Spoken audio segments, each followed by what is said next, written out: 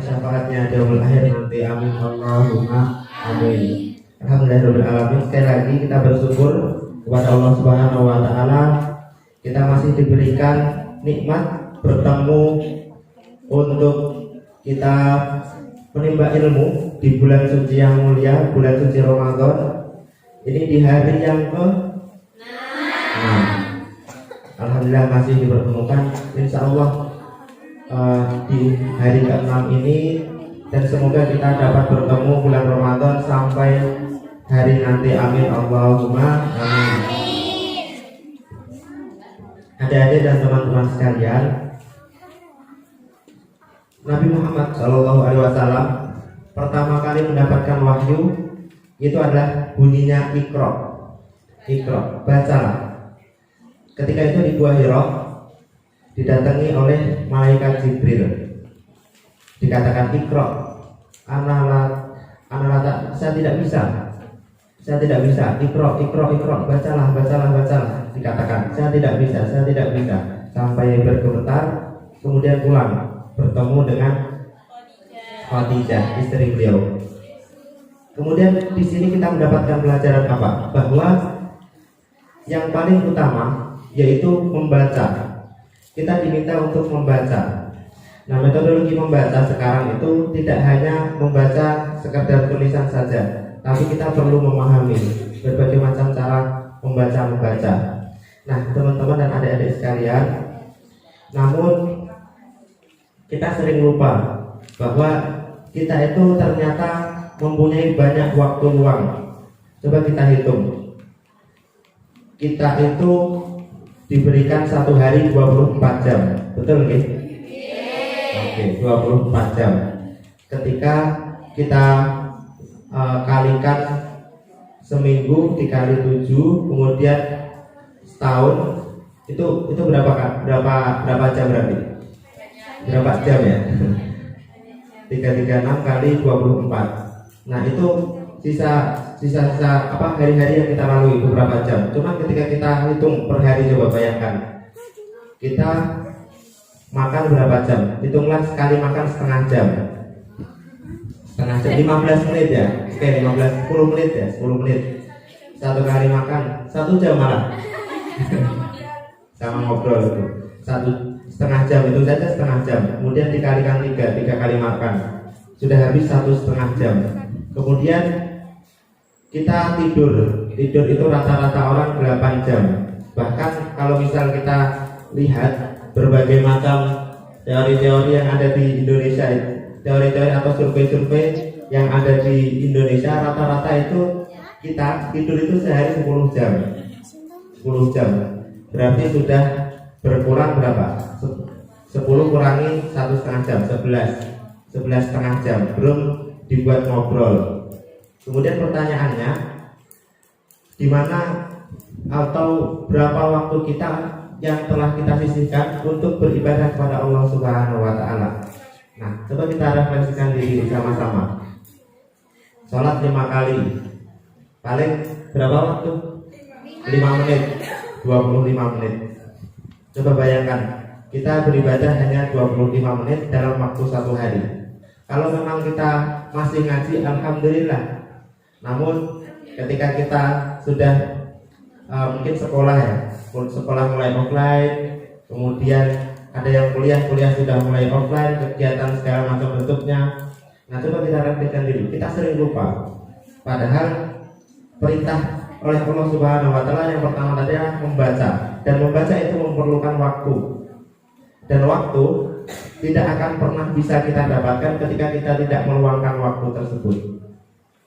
Nah, ini teman-teman ada yang dari IPA, belajar IPA semua ya? Belajar IPA semua ya? Insya Allah belajar IPA semua. Itu ketika dulu SMP, kalau nggak salah ya, SMP itu belajar 7 satuan pokok.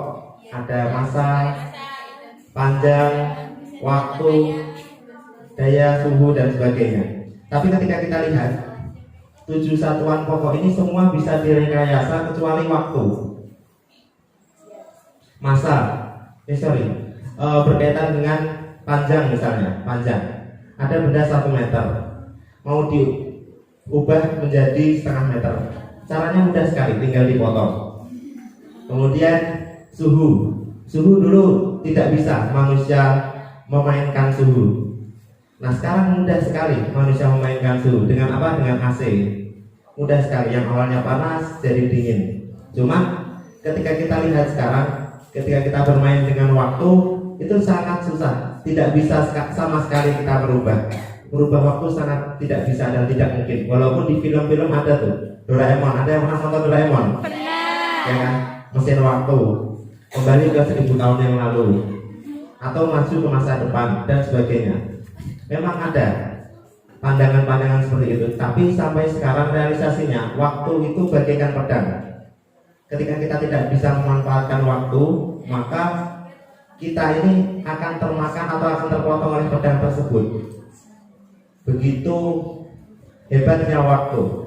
Nah, berkaitan dengan waktu ini, Allah Subhanahu wa Ta'ala menyampaikan pula di ayat suci Al-Quran, itu ada di surat Al-Asr, wal asri innal insana lafi khusrin illal ladzina amanu wa amilus solihati wa tawassaw bil haqq wa tawassaw bis sabr.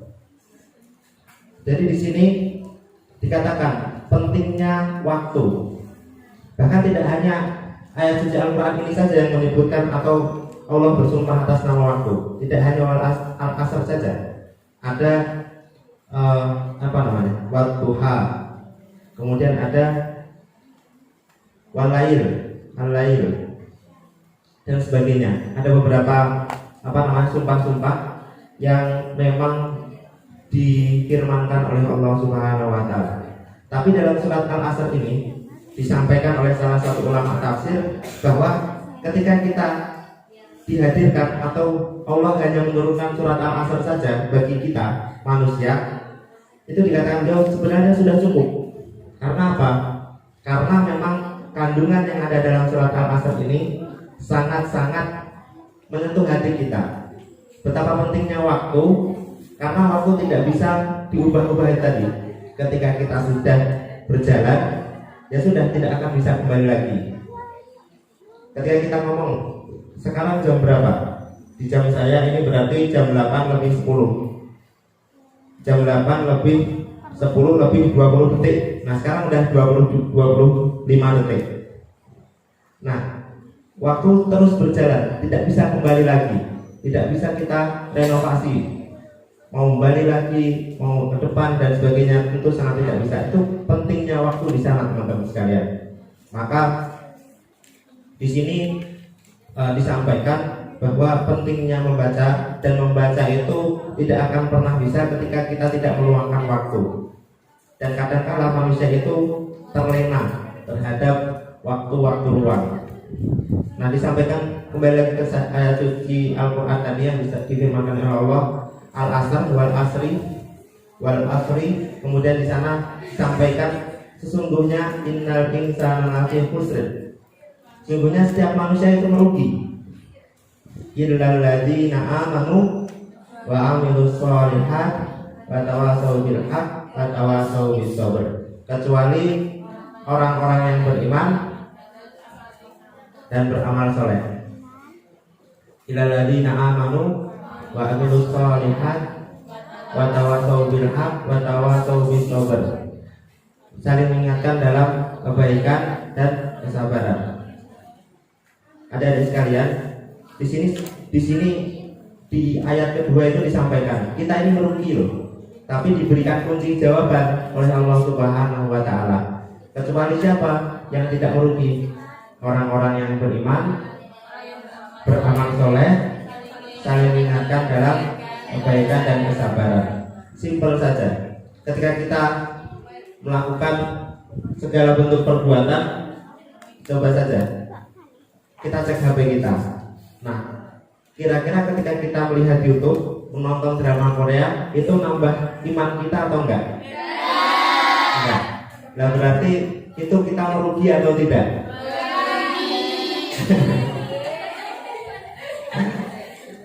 Simpel saja. Coba saja kita buka HP. Kemudian ketika kita buka WhatsApp, itu nambah iman kita atau tidak? Kemudian itu bisa membuat kita untuk saling mengingatkan untuk kebaikan dan kesabaran atau tidak? Bisa. Ketika memang bisa, lakukan. Ketika memang tidak bisa, jauhi. Simpel saja. Dalam ayat suci Al-Quran tadi dijelaskan seperti itu. Kemudian sambung lagi ke membaca. Iqra. Adik-adik sekalian, sekarang itu kita itu mempunyai minat baca yang sangat tinggi. Buktinya apa? Di sini semua pada punya HP ya? Enggak ada HP.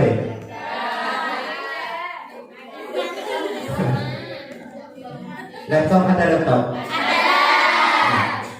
Nah, ketika internet ada ya? Nah, ketika kita punya HP, punya laptop,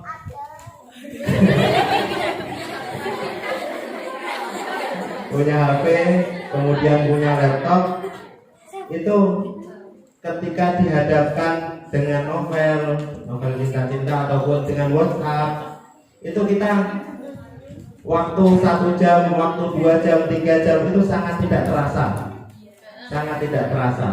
Tapi ketika kita dihadapkan Al-Quran, dihadapkan buku pelajaran, ternyata kita bukan 1 jam, 5 menit saja kita sudah ngantuk. Betul atau betul? Nah, ini kita perlu refleksikan diri bersama-sama bahwa ternyata minat baca kita sebenarnya itu sangat tinggi. Tinggal kita bagaimana caranya untuk ada yang namanya upaya-upaya memperbaiki itu semua agar daya baca kita bertambah tinggi sedikit demi sedikit. Kuncinya adalah meluangkan waktu itu tadi. Ketika kita tidak meluangkan waktu, tentu tidak akan pernah bisa. Ada sebuah pepatah mengatakan seperti ini: dipaksa, terpaksa, bisa, terbiasa, terakhir menjadi budaya bagi kita semua. Nah itulah. Kadang-kadang kita perlu menggembleng diri kita sendiri agar kita bisa membaca atau meluangkan waktu untuk membaca segala bentuk buku-buku ataupun Al-Quran. Teman-teman sekalian, adik-adik sekalian, ketika kita sudah membaca ayat suci Al-Quran, berupaya sedemikian rupa, kadang-kadang kita merasa aneh, bahkan merasa sedih. Kok hasilnya, kok setelah saya membaca ayat suci Al-Quran itu nggak hafal-hafal, kok tetap gini-gini saja hidup kita. Bahkan ketika mau ujian misalnya, kita baca buku belajar 1 bab kita baca full, tapi ternyata hasilnya 0 besar dan sebagainya. Kadang-kadang kita pernah berpikir seperti itu.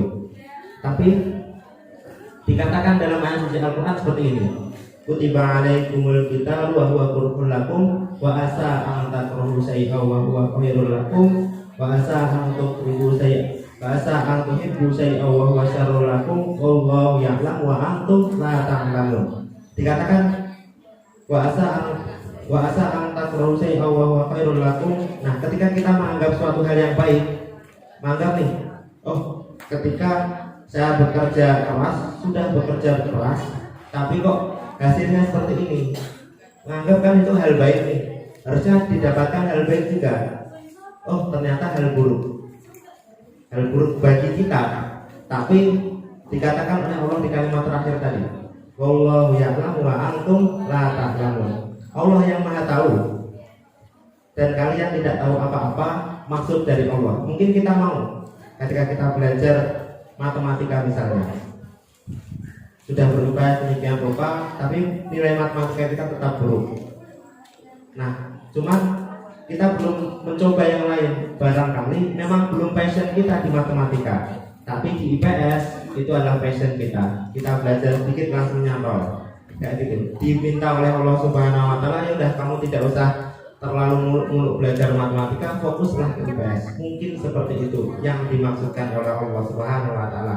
Karena sekali lagi teman-teman, mungkin yang kita mau itu kita berpikir terus itu baik bagi kita, padahal belum tentu.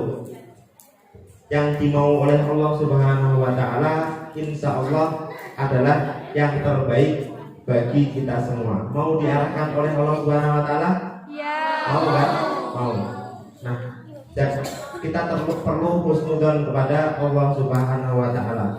Jadi kesimpulannya teman-teman sekalian, adik-adik sekalian, yang pertama kita perlu menanamkan pada diri kita untuk selalu membaca, selalu belajar. Kemudian yang kedua, meluangkan waktu.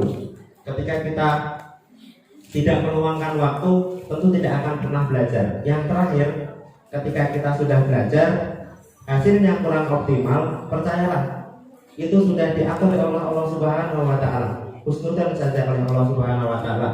Kita mempunyai keinginan, tapi Allah jauh lebih mempunyai keinginan, dan insya Allah keinginan Allah baik bagi kita semua. Amin. Allahumma amin. Terakhir dari saya cukup sekian. Wabillahi taufiq wal hidayah. Wassalamualaikum warahmatullahi wabarakatuh.